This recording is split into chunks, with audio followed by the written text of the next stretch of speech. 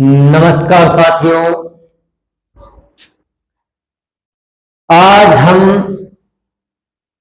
आपके लिए लेकर आए हैं संविधान। पिछला हमने अध्ययन किया था कि संविधान की प्रस्तावना उद्देशिका, जो कि भारतीय संविधान का सार कह सकते हैं, मूल ढांचा कह सकते हैं या एक निचोड़ कह सकते हैं, उसका हमने बारीकी से ऊपर से ही उसका अध्ययन किया था कि प्रस्तावना हम भारत के लोग भारतीय संपूर्ण प्रभुत्व संपन्न समाजवादी पंथ लोकतांत्रिक गणराज्य बनाने के लिए था। उसके समस्त नागरिकों सामाजिक आर्थिक राजनीतिक न्याय विचार व्यक्ति विश्वास उपासना की स्वतंत्रता प्रतिष्ठा और अवसर की समता प्राप्त कराने के लिए था। उन सब में व्यक्ति की गरिमा और राष्ट्रीय एकता क्षमता को सुनिश्चित करने वाली बंधुता को बढ़ाने के लिए दृढ़ संकल्प होकर आज संविधान की तारीख 26/1949 मिति मार्च शुक्ल सप्तमी विक्रम संवत 2006 को आत्मर्पित अधिनियमित और अंगीकृत करते हैं। साथियों, संविधान की प्रस्तावना जिनको याद है, अगर आपको उसके बारे में नॉलेज है तो कहीं से भी क्वेश्चन आ जाए, आप बेझिझक होकर उस क्वेश्चन को हल कर सकते। आज हम याद करेंगे हमारे संविधान में कितने भाग हैं। क्वेश्चन कभी कभी एग्जाम से पूछ लिया जाता है कि आपसे पूछ लिया जाए कि भारतीय संविधान में भाषा का उल्लेख कौन से भाग में है, या फिर आपसे पूछ लिया जाए कि पंचायती राज का उल्लेख कौन से भाग में है, या पूछ लिया जाए कि निर्वाचन का उल्लेख कौन से भाग में है, या आपसे पूछ लिया जाए कि सेवाओं से संबंधित भारतीय प्रशासनिक सेवाओं का उल्लेख कौन से भाग में किया गया है। तो साथियों, हमें इन 22 भागों का मोटा मोटा ज्ञान होना चाहिए। आप जैसे कि भारतीय संविधान में अगर पूछ लिया जाए कितने भाग है, तो सीधे सीधे आपको याद रखना होगा कि 22 भाग। कितने भाग हैं? 22 भाग है। और 22 भाग में आपको लगभग थोड़े थोड़े तो याद होने चाहिए कि प्रथम भाग है भारतीय संविधान का, उसमें क्या है? संघ और राज्य क्षेत्र, यानी कि भारत में कितने राज्य हैं और केंद्र शासित प्रदेश है, उनका उल्लेख संघ और राज्य क्षेत्र के अंतर्गत किया गया है। भाग 1। भाग दो से संबंधित है नागरिकता। आपको नागरिकता, आप भारत के मूल निवासी हैं, प्रवासी भारतीय हैं या बाहर से आए हुए जो भी हैं, उसका उल्लेख भाग 2 नागरिकता से संबंधित है। अनुच्छेद 5 से लेकर अनुच्छेद 11 तक इसका उल्लेख किया गया है। तो साथ ही आपको याद होना चाहिए कि अनुच्छेद 5 से 11 भाग 2 नागरिकता से संबंधित है। ठीक है, बात करते हैं भाग 3 की। तो भाग 3, अगर आपसे क्वेश्चन पूछ लिया जाए कि आपको जो अधिकार दिए गए हैं, आपके पास जो राइट है, उनका उल्लेख कौन से भाग में है संविधान के, तो आपको याद होना चाहिए कि संविधान का भाग 3 और राइट अनुच्छेद पूछ लिया जाए आपसे गलती से, तो अनुच्छेद 12 से अनुच्छेद 33 के अंतर्गत भारतीय संविधान में भाग 3 में मूल अधिकारों का उल्लेख किया गया है। साथियों, भाग 4 नीति निर्देशक तत्व। भाग 4 नीति निर्देशक तत्व, अनुच्छेद 36 से अनुच्छेद 51। आपको जितने भी नीति निर्देशक तत्वों के बारे में अगर पूछ लिया जाए, भाग से संबंधित पूछ लिया जाए, या फिर आपसे पूछ लिया जाए कि कौन से अनुच्छेद में है या अनुच्छेदों का उल्लेख है, तो आपको 36 से 51 माइंड में मोटा आपको इतना सा रहना चाहिए कि 36 से 51 के अंतर्गत नीति निर्देशक तत्व दे रखे हैं।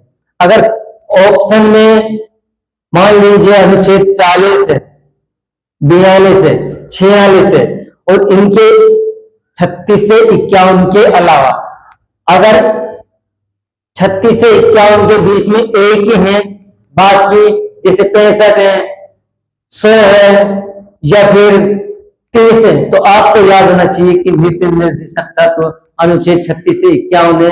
अगर इसके अंतर्गत कोई भी है तो आपको राइट करना होगा।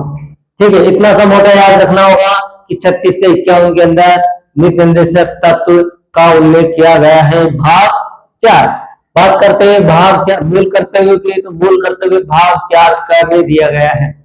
आपको मूल कर्तव्य याद होने चाहिए और इसका उल्लेख भाग 4 क में दिया गया है। अनुच्छेद की बात करते हैं तो 51A के अंतर्गत भारतीय संविधान में मूल कर्तव्यों का उल्लेख किया गया है। बात करते हैं भाग 5। भाग 5 क्या है कि इसमें संघ का उल्लेख किया गया है। संघ से तात्पर्य आप ऐसे कह सकते हैं कि सेंट्रल गवर्नमेंट, राष्ट्रपति वार जो भी कार्यपालिका, व्यवस्थापिका, न्यायपालिका जो भी है, कार्यपालिका, व्यवस्थापिका इसके अंतर्गत आती है, यानी कि संघ। ठीक है, तो भाग 5 में इसका उल्लेख किया गया है और भाग 6 में राज्य का उल्लेख किया गया है। राज्य की व्यवस्थाओं का उल्लेख भाग 6 में अनुच्छेद 52 से 151 तक संघ में और 152 से 237 तक राज्य का उल्लेख किया गया है। साथियों, भाग 7 प्रथम अनुसूची के भाग ख के राज्य,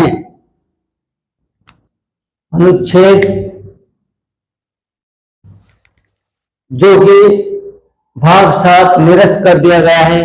प्रथम अनुसूची के भाग ख के राज्य 7। भाग 8 अगर एग्जाम में पूछ लिया जाए कि संघ और राज्य क्षेत्र किस भाग से संबंधित है, तो आपको याद होना चाहिए संघ और राज्य क्षेत्र संविधान के भाग 8 में इसका उल्लेख किया गया है। अनुच्छेद 239 से 249 तक इसका उल्लेख किया गया है। दोस्तों, सबसे महत्वपूर्ण है भाग 9 पंचायती राज।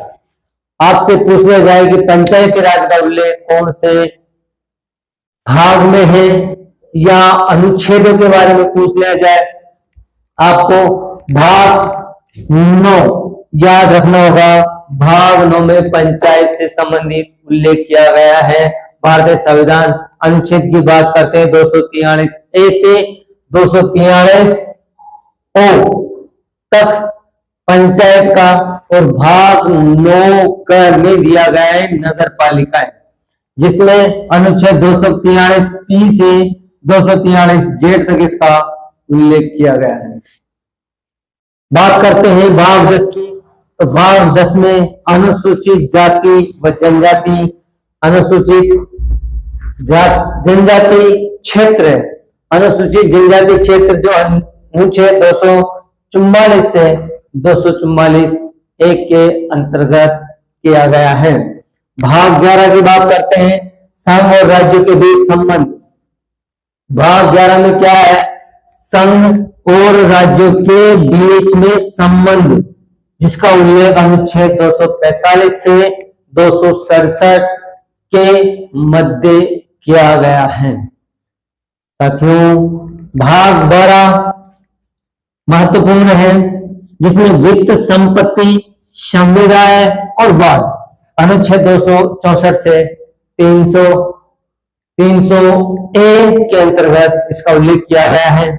भाग 13 भारत के राज्य और क्षेत्र के अंदर व्यापार, वाणिज्य और समागम, इसमें 301 से 307 अनुच्छेद के अंतर्गत किया गया है भाग 13 में। ठीक है साथियों, अब करते हैं भाग 14 भाग की संघ और राज्य के अधीन सेवाएं, जो भी सेवाएं हैं संघ की और राज्य की, जैसे RS हुआ, IS हुआ, IFS हुआ, IPS हुआ, इनका उल्लेख अनुच्छेद 308 से 323 के मध्य भाग 14 में किया गया है। भाग 14 का अधिकरण अनुच्छेद 223 से 223 ए और बी। ठीक है, अगला है भाग 15। भाग 15 में उल्लेख है निर्वाचन का, भारतीय निर्वाचन प्रणाली का उल्लेख। भाग 15 में आपको याद होना चाहिए अनुच्छेद 324 से 329 एक के तहत क्या है साथियों। भाग 16 कुछ वर्गों के संबंध में विशेष उपबंध 330 से 342 कुछ वर्गों में, जैसे अल्पसंख्यक वर्ग हुआ, एसटी, ओबीसी, ये वर्ग हैं उनका उल्लेख किया गया है, जिसमें इनके संबंधित विशेष उपबंध दिया गया है। उसके बाद में भाग 17 में दिया गया है राजभाषा का उल्लेख, जो 343 अनुच्छेद से 351 के अंतर्गत है। भाग 18 आपातकाल उपबंध है, जो 352 से 360 तक राष्ट्रीय शासन लगता है। साथियों 19 अनुच्छेद में प्रतिनिधित्व 321 से 361 से 367। तो संविधान में संशोधन, संविधान में संशोधन का उल्लेख किया गया अनुच्छेद 368 में और भाग 20 भाग 20 में याद होना चाहिए कि संविधान में संशोधन। अगर आपसे क्वेश्चन पूछ लिया जाए तो भारतीय संविधान में कौन से भाग में संविधान संशोधन है या संविधान संशोधन की प्रक्रिया भारतीय संविधान के कौन से भाग में है। आपसे क्वेश्चन पूछ लिया जाए कि कौन से अनुच्छेद में, तो आपको सीधा सीधा याद होना चाहिए कि भारतीय संविधान अनुच्छेद 367 और भाग की बात आ जाए तो आपको डायरेक्ट 20 भाग 20 संविधान संशोधन। ठीक है, भाग 21 है अस्थायी संक्रमणकालीन और विशेष उपबंध। अस्थायी संक्रमणकालीन एवं विशेष उपबंध अनुच्छेद 369 से 392। साथियों जो अपना अंतिम भाग है 22वां भाग, जिसमें संक्षिप्त नाम प्रारंभ, हिंदी में प्राधिकृत पाठ और निरसन, जो कि मात्र अनुच्छेद 93, 94 और 95 तीन अनुच्छेदों के साथ अपना 22वां भाग है। तो साथियों आपको ये 22 भाग आशा करता हूं समझ में आएंगे।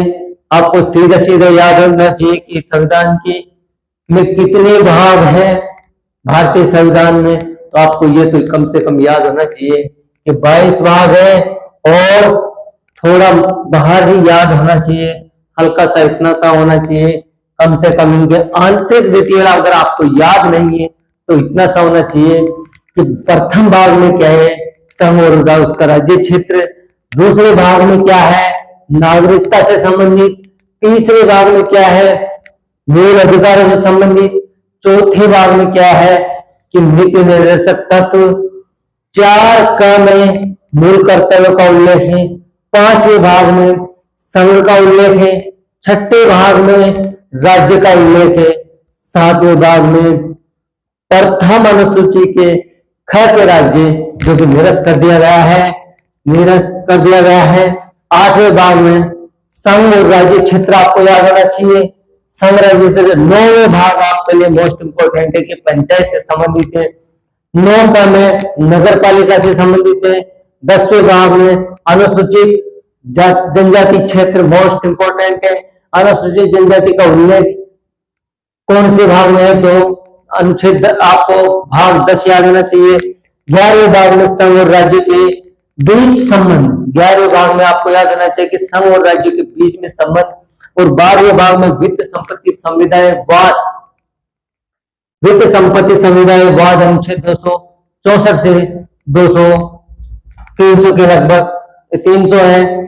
और अनुच्छेद भाग 13 आपको याद होना चाहिए कि भारत के राज्यों के अंदर व्यापार वाणिज्य और समागम, व्यापार वाणिज्य, भारत के राज्य के क्षेत्र के अंदर व्यापार वाणिज्य और समागम।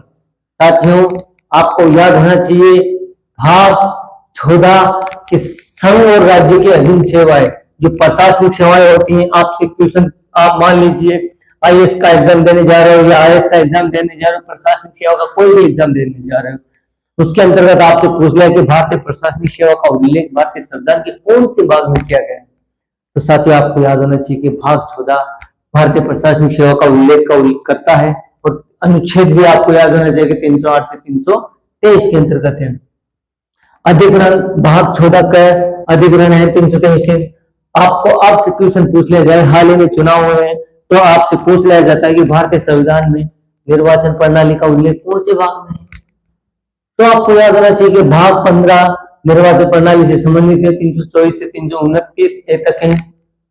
साथियों आप मान लीजिए किसी भी वर्ग से बिलोंग करते हैं, आपको अनुसूचित जाति आयोग का या ओबीसी आयोग का या एससी आयोग का जो भी है, तो आपसे क्वेश्चन पूछ लिया जाए कि विशेष वर्ग है जिसका उल्लेख कौन से भाग में किया गया है भारतीय संविधान, तो आपको याद होना चाहिए सीधा सीधा कि भाग 16 में कुछ वर्गों का या विशेष वर्गों का विशेष उपबंध किया गया है। साथियों आपको आपकी भाषा हिंदी है या इंग्लिश है, तेलुगु है, तमिल है, जो भी है, लेकिन उसका उल्लेख कौन से भाग में किया गया है पूछ लिया जाता है कभी कभी आपसे कि भारतीय संविधान के कौन से भाग में भाषाओं का उल्लेख किया गया है, तो आपको याद होना चाहिए कि भाषा भाग 17 भाषा से संबंधित है, राजभाषा से संबंधित है। साथियों अभी वर्तमान में बांग्लादेश में आपात स्थिति लग रही है और वहां पे सत्ता पलट हो गया है, सत्ता सेना के हाथ में है, तो साथियों आपसे पूछ लिया जाता है कि जो आपात उपबंध की प्रक्रिया होती है भारतीय संविधान के कौन से भाग में, तो आपको याद होना चाहिए कि भाग 18 तो आपात उपबंध का उल्लेख करता है और इसमें अनुच्छेद 352 से 307 का उल्लेख किया गया है। दोस्तों अनुच्छेद भाग 19 प्रक्रिया 361 से 367, बाकी भारत संविधान में संशोधन, मान लीजिए कोई बिल पास हो रहा है या कोई संशोधन किया जा रहा है भारतीय संविधान में, प्रक्रिया चल रही है, तो आपसे पूछ लिया जाता है कि भारतीय संविधान में संशोधन की प्रक्रिया किस भाग के अंतर्गत आती है, तो भाग आपको 20 कंफर्म याद होना चाहिए। साथियों भाग 21 अस्थायी संक्रमणकालीन और विशेष उपबंध की बात करता है, जबकि भाग 22 संक्षिप्त नाम प्रारंभ हिंदी में प्राधिकृत पाठ और निरसन का उल्लेख करता है। तो साथियों ये थे आपके संविधान के 22 भाग। प्रस्तावना आपको पता है, मैंने पहले बता दिया, पढ़ा दिया, और आज आपके 22 भाग। तो आशा करता हूं साथियों कि आपको ये वीडियो अच्छा लगा होगा। अगर अच्छा लगा है तो कमेंट्स करना, बुरा लगा है तो कमेंट्स करके बताना कि इसमें ये सुधार करना है, और पसंद आए तो एक बार सब्सक्राइब जरूर करना। आपका हमेशा आपका सजेशन हमारे लिए उत्साह का काम करेगा, और हम आपसे प्रेरणा लेकर आपके विचारों से आप जो सहमत देंगे हमें, हम उससे सहमत होकर अच्छे वीडियो और ज्यादा से ज्यादा नॉलेज देने की कोशिश करेंगे, जिससे कि एग्जाम के लिए सभी साथियों के लिए लाभदायक हो, कम समय में अच्छी चीजें मिले, अपना भविष्य बने। तो साथियों लाइक करना, पसंद आए तो कमेंट्स करना, अगर आपको कहीं गलती लगे तो मैसेज करके बताना। धन्यवाद।